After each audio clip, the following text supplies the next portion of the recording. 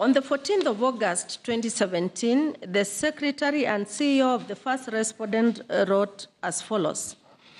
Reference is made to your letter dated the 14th August 2017 requesting to be supplied with the remaining forms that were not supplied earlier. The Commission is in a position to provide all the required forms 34B immediately.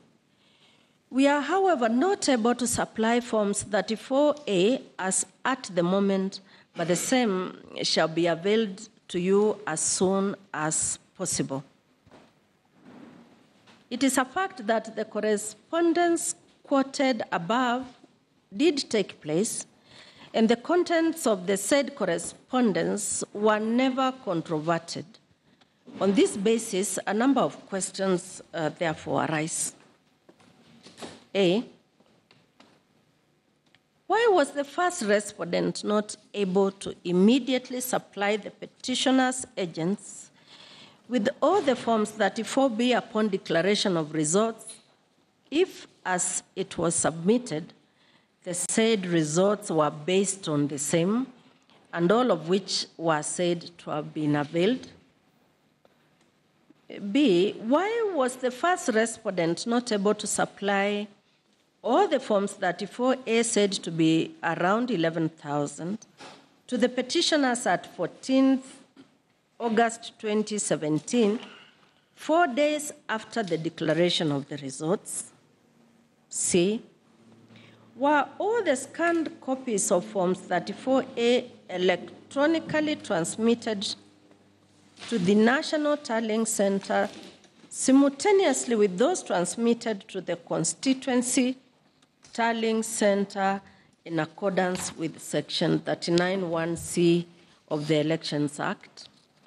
If so, why would it have been impossible for the first respondent to avail those copies to the petitioners? If not, why were they not transmitted in the manner required by the law? We sought answers to these questions as we listened to the submissions of counsel on the emerging conundrum. The submissions of Mr. Nyamodi on behalf of the first respondent made disturbing, if not startling, revelations. According to counsel, the first respondent used forms 34B as opposed to forms 34A to declare the final results of the presidential election. He emphasized that at the time the final results of the presidential election were declared, all forms 34B had been collated.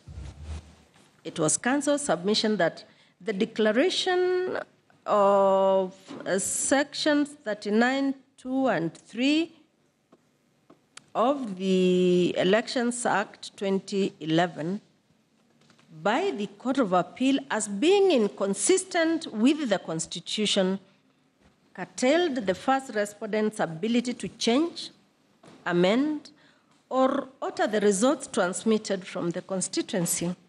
According to